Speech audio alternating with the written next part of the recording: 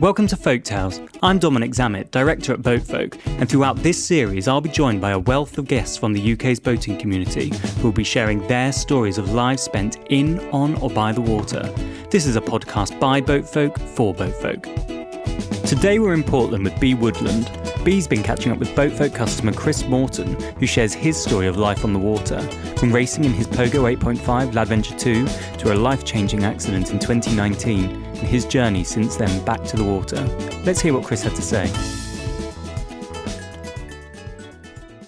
So hello Boatfolk, Bea here from Portland Marina, and today I'm talking to one of our berth holders, Chris Morton, who owns a Pogo 8.5 Ladventure 2. Hi Chris. Hi, how you doing? Very good. How are you? No, also very good. Surviving lockdown and keeping well. Excellent to hear. Chris, you are going to talk to us today about the single-handed racing that you do on Ladventure 2, how you got into that, and also about a horrific accident that you had about 18 months ago, and how that sort of kept you off the boat for a while. But you're now back into solo racing as and when we can all get back afloat. That's the hope. I can't wait to get back and try out the legs, really. Lockdown and a short summer hasn't enabled quite as much on time on the water as I'd have wanted, but I'm hopeful that when the world gets back to normal, we can get a full racing season in this year, I hope. Yeah, I think there's a lot of people hoping that the 2021 season will be a bit more productive. Is that the right word? Yes, it might still be limited to the English side of the Channel. We mightn't do quite so much overnighting down to France and the Channel Islands, but perhaps we'll do a bit more up and down the coast. And that's certainly what they did last year, just to accommodate the fact that you couldn't go to France. Yeah. Well, let's start with the solo sailing side of things, Chris. Racing single-handed takes a particular mindset. So do you want to talk us through how you got into sailing in the first place and then into solo sailing from there? I've been sailing a long time, probably nearly 30 years now. Was always a great fisherman, loved fishing from boats. One day, my partner and I decided that we might like a bigger boat. And she'd sailed as a child, dinghies on a pond. And for me, boats were just for blokes to go fishing in. And for whatever reason, we decided on a motor sailor, which was called Goblin. It was a 23-foot gaff-rigged cutter wheelhouse motor sailor. We duly bought from Poole. And at the time, all those years ago, only ever being sort of out on day trips from West Bay and Weymouth and Portland, picking a boat up from Poole seemed like crossing the Atlantic. So we actually asked the guy that we had bought it from if he would bring it back round the coast with us, which, looking back at it now, seems quite strange. But at the time, it was what we needed. So he agreed, charged me for it. I think princely sum of £200 for his time. We met at Parkston Marina. We sort of poked our way out through the channel in Poole and down out to Studland under engine, which was all very normal. There was an engine with a steering wheel and what have you. And it was a beautiful day. It was quite early in the morning. Yeah, the guy said, well, look, whilst we're here, I'll show you how the sails work. I thought, oh, yeah, okay, yeah, whatever. And so we put all these lovely sort of tan sails up with the gaff rig and got it all up. And you had a little tiller. So you had a wheelhouse, a helm in the wheelhouse, a tiller on the stern. And he turned the engine off and suddenly it was quiet because it was a horrible old donkey engine making a racket. And so suddenly what struck me was the piece. I thought, oh, that's nice. Get rid of that racket. And then he sort of handed me the helm, the tiller at the back. Had to explain to me that, actually it's the wrong way round from what direction you want to go. And we got that. By the time we got to Old Harry, the wind filled in a little bit, but nothing too much, but enough to fill the sails and make it move. And then almost in an instant of feeling the pressure in the sails and the feel you feel on the helm, I was like, what's this fishing all about? And that was probably almost the last time I ever went fishing in a boat. And it just grew from there. That boat didn't last for long. Did a flotilla, got a Jag 27 in the Ionian. Yeah. That really was the kiss of death for Goblin. So that went on the market the minute we got back. And then I had quite a succession. I'm a bit of a serial boat buyer. Okay. And we had various sailing boats, and you work up, had a cracking little Halmatic long keeler, which was my sort of our start of venturing further afield across the channel.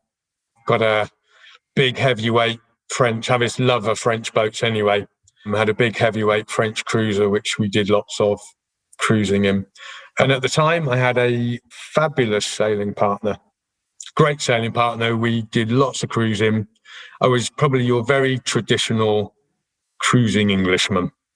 And then towards the end, we could say the relationship with the partner became slightly less fabulous and our sailing interests started to diverge. And it got to the point when I thought, well, unless I'm going to give up sailing, I'm just going to bloody well go. So just go I did. And at the time, I had a Sigma 33, which didn't make for a great solo boat. Classic can sort of club racer, isn't she, a Sigma 33? Yeah. Yeah. Definitely missed another 6 people on the rail. Yeah. In anything other than downwind. And it was a beast downwind when the spinnaker, because it would roll like a pig. But it started then, and I just started doing more and more of that, really. Solo sailing for you was more out of, not necessity, but just it was easier than trying to find a crew? I tried the crew. I tried the 3 men in a boat thing once. Oh. Yeah, did a sort of club race to France, to Cherbourg, with a couple of other guys that I knew very well. But yeah, I didn't do it again. Wasn't something I would choose. And in all the miles I was starting to clock up, sort of back and forwards to the Isle of Wight, I realised that actually I preferred sailing solo. I didn't need crew to make it happen for me. And there was certainly a lot less arguments on board, for sure. Yes, I hear you on that one. So your current boat now is Lead Venture 2, which is a Pogo 8.5, which is fairly well-known French solo sailor boat, would you say? Yeah, when myself and my sailing partner's paths completely diverged, yeah, my treatment to myself was to get myself a boat that I really wanted, that suited what I wanted to do. So I always fancied myself as a Vendée Globe sailor in my wildest dreams. And the Pogo is just, of its era, is just a little mini Imoca 60. And as you say, in France, very well known. They're everywhere, sort of, especially once you get to South Brittany. I think they come from Oday, I think the River Oday, that sort of area.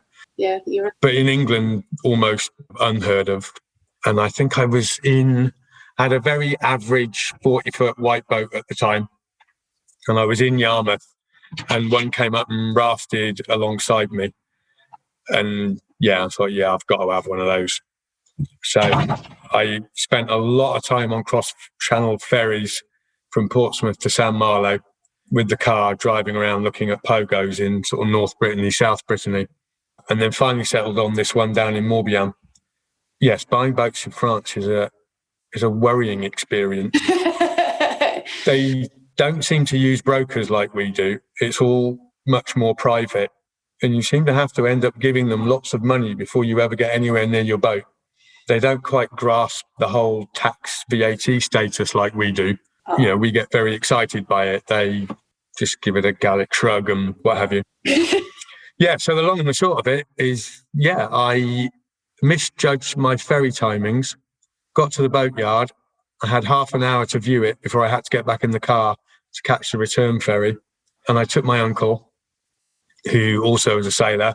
He looked inside, I looked outside and on the deck. And we left, and I decided to buy that one. What a story. Yeah, they're great boats, and as you say, they've got a good reputation.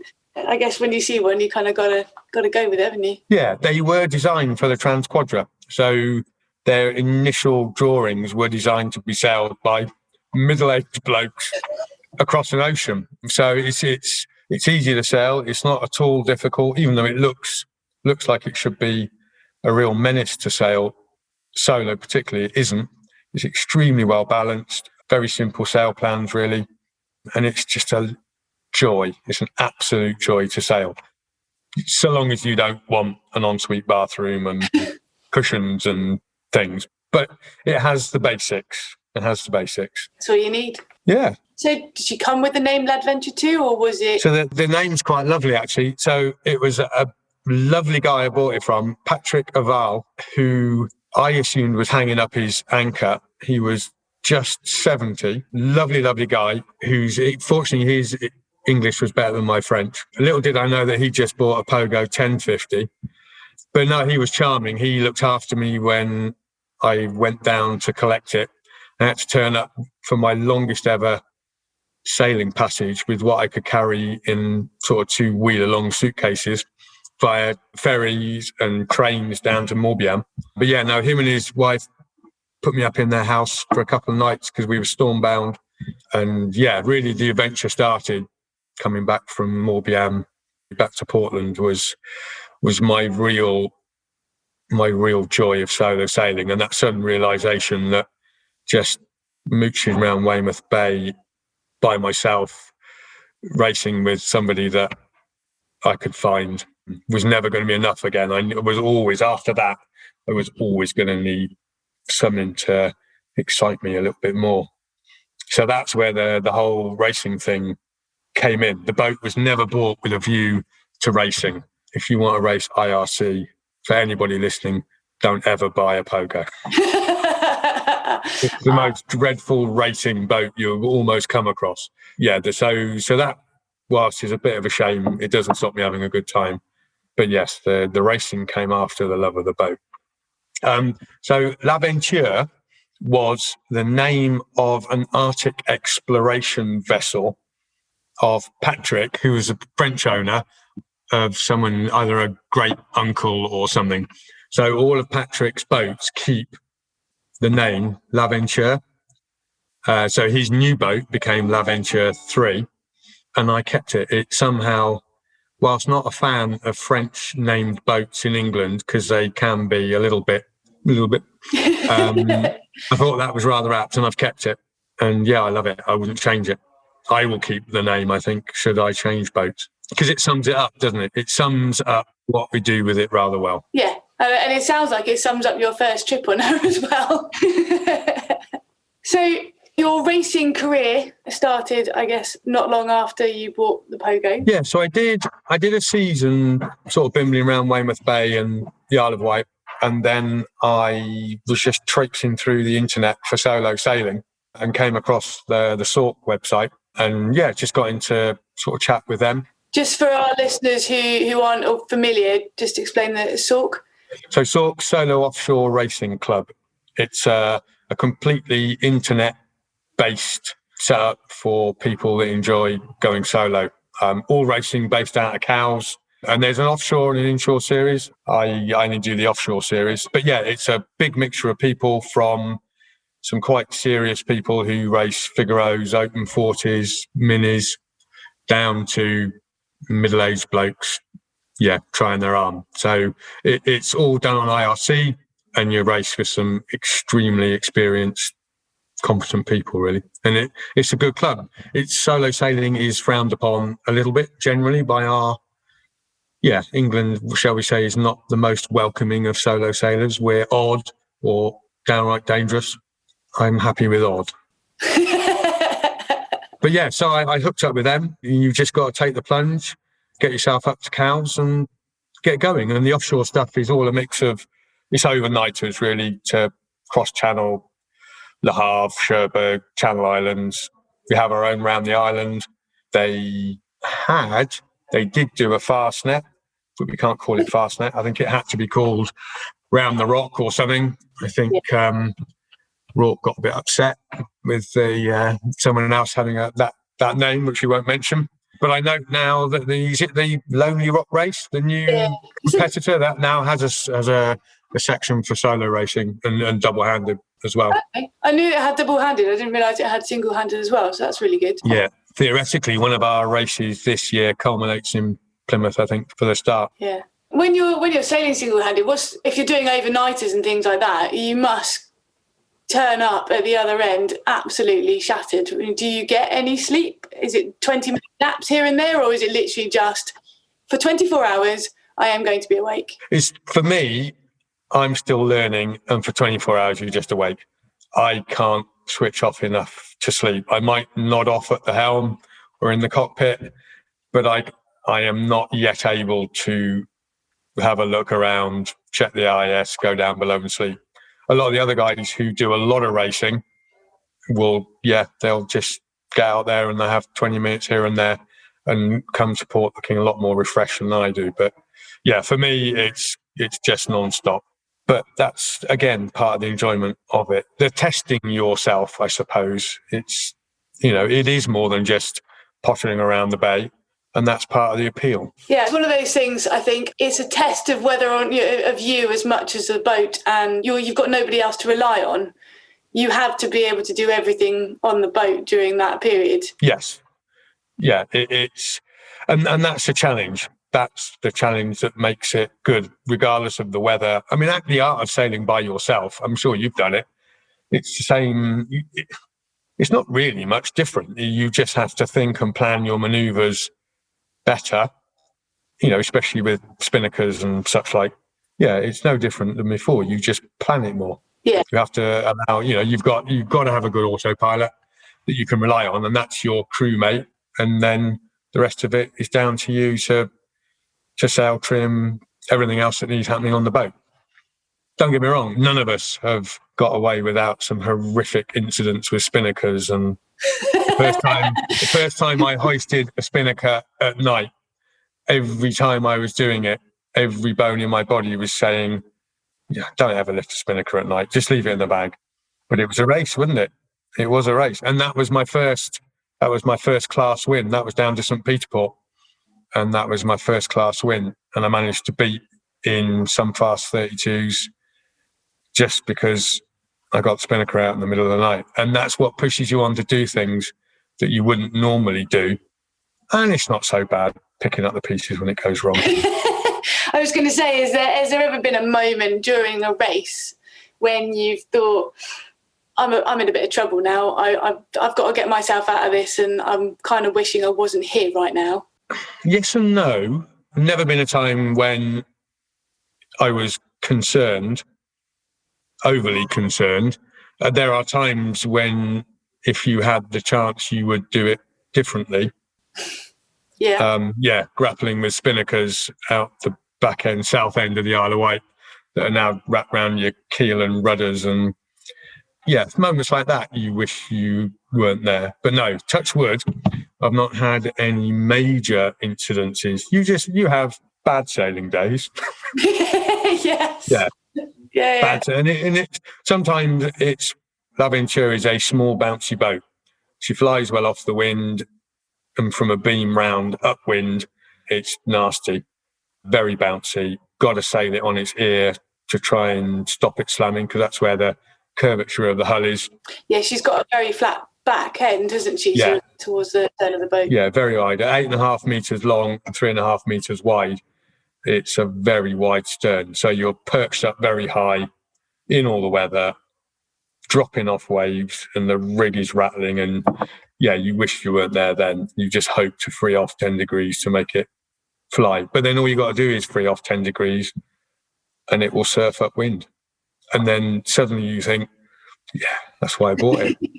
So whilst we're on those sort of moments, what's the most magical moment you've experienced? I mean, I've sailed solo, and been times when you get yourself into a bit of a pickle and you think, but there's also conversely those moments when we were coming out of Falmouth one day and the dolphins were playing around the boat, and it was just me, the boat, she was sailing beautifully, and you just think, this is what it's all about. This is what I'm doing this for. I think with L'Aventure, most magical was probably bringing it back from Morbihan. If I know what I knew now, I would have literally come out of Morbihan, turned right and headed home. At the time, I did it in sort of long day sails, sort of up the coast and round. And it was quite nice visiting a different port every day, but then with all the challenges that navigating into French tidal ports brings. But visiting the islands was, off Morbihan, that was fabulous. Meeting the Îles de Glennon Sailing School. Oh, they're fabulous, aren't they? All the French people just put fenders out when they turn up. They took pity. They took pity on this single Englishman in a Pogo. Yeah, to guys I met in Cherbourg who were in Pogos that couldn't believe an Englishman had come all this way to buy one and almost invited me to their house. But we had dolphins and Yeah, so I think, and because that was the start, that was the realization of what a boat like that can open up. So that was probably one of my most memorable. But yeah, most races are great. Most races are great. In the bar at the end of it, they're okay. The human psyche has got a fantastic way of just forgetting the bad stuff and remembering the good stuff, doesn't it? Yes. In context, for people that sail in and around Weymouth, I've had far more miserable experiences going through St Albans Ledge and Lulworth Bay than I've probably had anywhere else. Yeah, we've got some good tidal races along our coastline, although the French got some pretty good ones too, in all honesty. They have. They're not as good as ours, though.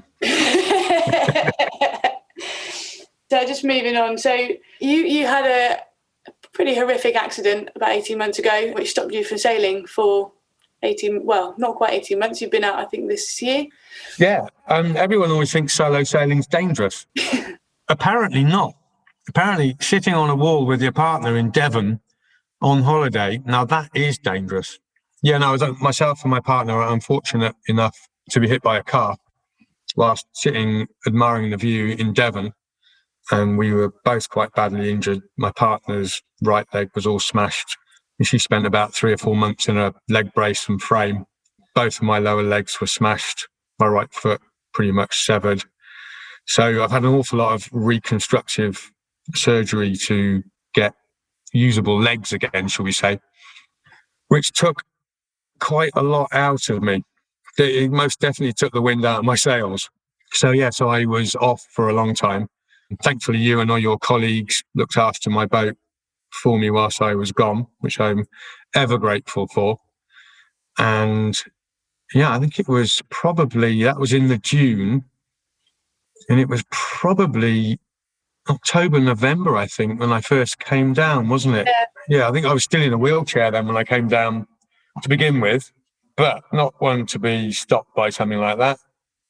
I pressed on, and you got exercise, you got physio, a desire to get back on the water. So I promised myself a year later I would be back out sailing. And I think 1 year and 1 week I was back out sailing solo again. That's amazing.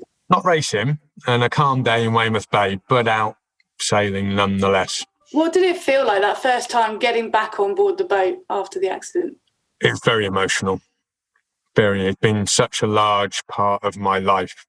Yeah, I mean, sailing is a huge part of my life. Even when I'm not racing, I'm down every weekend. So it was a huge wrench not to be able to sail.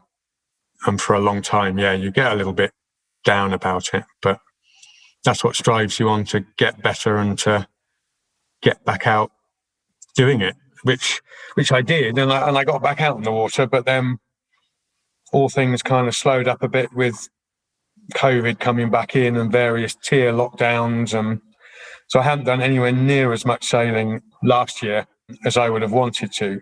So I'm just hopeful to get back to it sort of full-time come April, May this year. Fingers crossed, yeah. It'd be good to see you and the boat kind of getting out and about. I remember waking up, you're my pontoon neighbour in the marina, and I remember sort of waking up in the morning when I was living on board and finding that you'd gone, and then the next morning waking up and you were back again. It's just like, he's been out for a race and back. Yeah, and now you get used to leaving in the dark. I don't know what the obsession is with the dark. You do it all the time, but yeah, I don't like it. It would be so much nicer when it's warm and daylight, but that just seems to be the way it goes, isn't it? If the solo bit teaches you anything, it teaches you to make the most of the weather and the weather windows. And once you know that you can cross a channel in the dark or come into a strange port in the dark, and it's not as frightening, as long as you've done your homework, it's not as frightening as it would seem, especially someone like Portland. I mean, you can't bloody miss it. It opens up, you all those times. How many times you left early in the morning, either pushing the wrong tide or with the weather closing in? If only you'd left at 11 o'clock the previous evening, you'd have had the right weather, the sea state would have been good still, the tide would have been good. And it teaches you a huge amount. I learned more in 2 years of solo sailing than I probably learned in 25 years of cruising in sort of seamanship and skills. So yeah, I do tend to disappear and arrive at strange hours. But as that said, Mike and the dogs is always there to greet me as I come in. And all he wants to do is talk. And all I want to do is go to sleep. Bless you, yeah. But yeah, it's always nice to see Mike's friendly face. Often take my ropes when I've hardly got the energy to lift them. Yeah, he's always that friendly face at 4:30 in the morning. Excellent. Have you had to make many modifications to Ladventure 2 for... Do you sail her now, or is it still, it's pretty much business as usual? I've made a few changes, whether I need them or not. Don't get me wrong, the legs are serviceable, but they will never be the legs that they once used to be. I can't crawl around the deck anymore. It'll be sliding around on my bottom and what have you. So I take a view that it'll be just like solo sailing, but with even more thought and planning on the manoeuvres to do it. So I fixed a very French structural furler on to the forestay, so I can still run Hank-on racing sails, but it will furl. Okay. Jury's out on that one. It looks pretty good. It should be. It was very expensive. I'm yet to be convinced it works that well. It must be me. Every Class 40's got one on the front, so they can't be wrong. But so I've got that just to make life a bit easier. I've reduced the sail wardrobe this year, and I'm just going to run with a 1 asymmetric and a code 0. That as much as anything, try and help my racing somewhat. But so other than getting a furling code 0, try and get a few more furling sails. I use snuffers on the spinnaker, which helps. But otherwise, no, it's just get on with it. And and I think that sums it up really, is just do it. Just try it.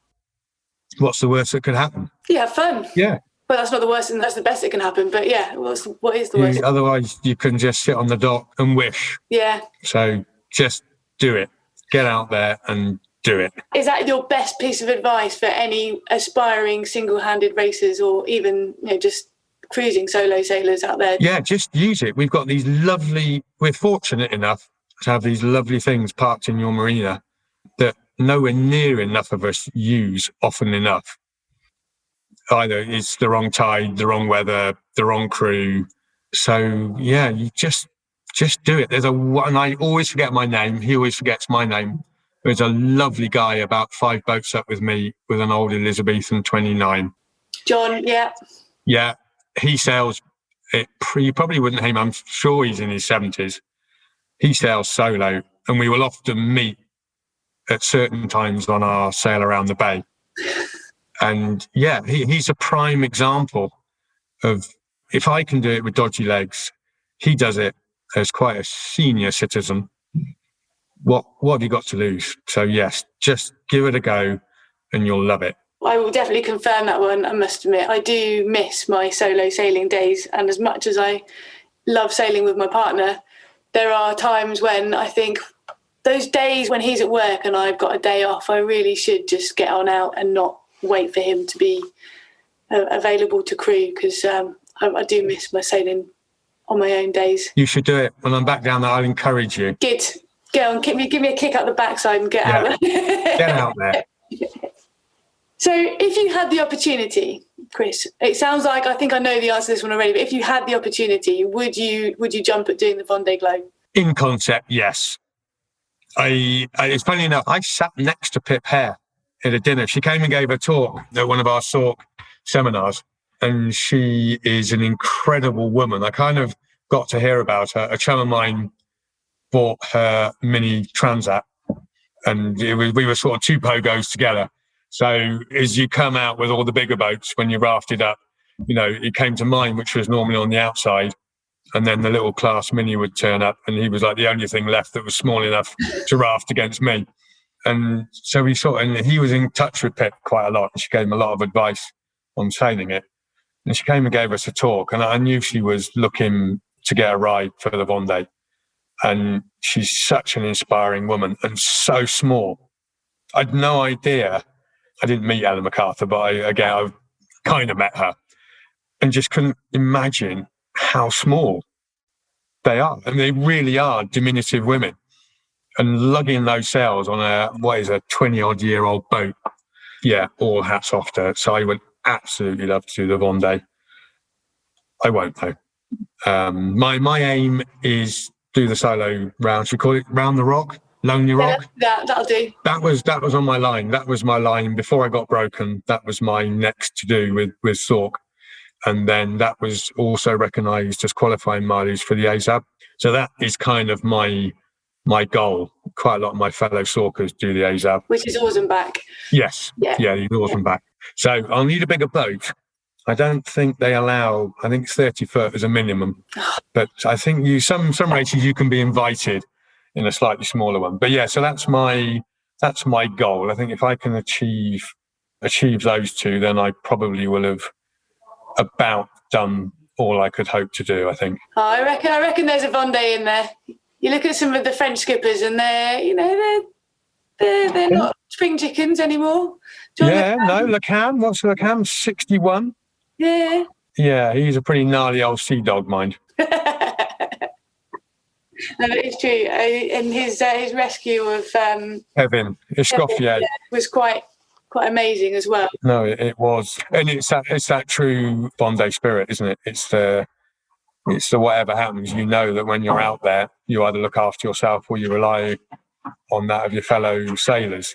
You know, I've seen that even with the Sork racing, people turn around and go and help people whose engines have conked out when there's no wind and we're, motoring to find the wind. Yeah, giving people tows and helping people out. And there's a big, good camaraderie in the solo scene. Probably more so than the double-handed, because you've still got friends and you're not spurned by general sailing community. It's, you look after one another. Yeah, it feels from the experiences I've had in terms of just solo sailing, cruising, it feels like there is a particular sort of camaraderie amongst solo sailors and an unspoken rule that you just help each other out, if someone's in trouble. Yeah, absolutely. I mean, that goes for everybody. I know that is the mantra of the sea, isn't it? But I think particularly with solo sailing, and that too is rather nice. When you've been at sea for 24 hours, you want to talk to somebody. There is that, definitely. I find I talk to the boat. Do you do that? Yes. Oh, Pogo. Yeah. Yeah, that's what we yell. Yeah, if I bash my elbow or something like that, get off boat, or something along those lines. Or when it's going good, I kind of like, come on. Yeah, no, or relaying the tales, it's always referenced we. Yes. And that's quite a weird thing. I don't know that I'm doing it, but I do it. It's we. Kind of when you've got nobody else to speak. It's a bit like the football from Castaway. What was it called? Wilson. That's it. Wilson. Yeah. I think just having somebody, even if it doesn't talk back, that having somebody to articulate your thoughts to. The nice thing now is the invention of AIS. We've all got AIS, transponders, so we all see where everybody is. It's quite nice to know that even though you can't see anyone, you can see everyone on the AIS. You can crib to see how fast they're going. Why aren't I going that fast? Yeah, so that's all. It is solo, but it's not that far away from others. Yeah, solo but together. Yeah, solo but together. So whilst you've been unable to get down to the boat and do as much sailing as you would like to, have you read or watched or listened to anything to keep that adventure going, as it were? Oh, absolutely. I've had, what's it now, 80 days of the Vendée to follow from start to finish. Yeah. Yes, I'll be disappointed when that finishes. The America's Cup doesn't quite do it for me. That's just not my thing. You plan, don't you? I don't know if you're like me, but I will be just endlessly planning in my mind the racing season to come. I've got Moat making me a new Code Zero at the moment. So I'm just planning in my mind how I'm going to make that work. I want to, just optimizing, just optimizing the boat, the rig. Do I need a little tweaker here and there? And what can I do? How can I improve the fairing of the hull? Or all those little things to make the boat go faster. What can I chuck off it that I don't need anymore? And when you've got a stripped out boat with no floor, no doors, there's not a lot you can chuck out that you don't need. She's pretty. So that's what keeps me going, is just constantly planning for the next adventure. Excellent. And lastly, Chris, I can ask you, What does Boatfolk mean to you? Boatfolk. But you guys have looked after me admirably. Well, since I've been there. Initially, you were a safe haven with good facilities. But then as time moved on, you were always there to take as a solo sailor, always there to take my lines, always there to keep an eye on things, particularly when I was broken. I knew I could just ring you, drop you an email, and you send me a picture just to let me know that she was still there and didn't look too unloved. So yes, not only have you looked after my boat, you looked after me when I was broken and continue to do so.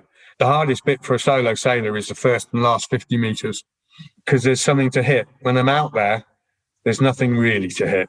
Don't get me wrong, people do hit fishing boats, and as they have done recently. But generally, it's the first and last 50 metres coming in and out of the marina. So just knowing that I got a friendly face I can call up, and then you will come and take my ropes to stop me making an embarrassment of myself. Yeah, that's what you guys mean to me. Thanks, Chris. Well, look, thank you so much for talking to me. And absolute good luck pleasure. for the 2021 season, and fingers crossed it goes really well. And I look forward to welcoming you back in, catching those lines, and hearing about the latest exploits. Yeah, let's hope so. And be prepared to be booted out there to do it. Yes, and that as well, please. Chris's story really is inspirational. His determination to get back on the water is a clear indicator of his unerring passion for boating. Here's hoping that he gets plenty of sail time in 2021. Hope you enjoyed listening and that you'll join us for the next episode of Folk Tales soon.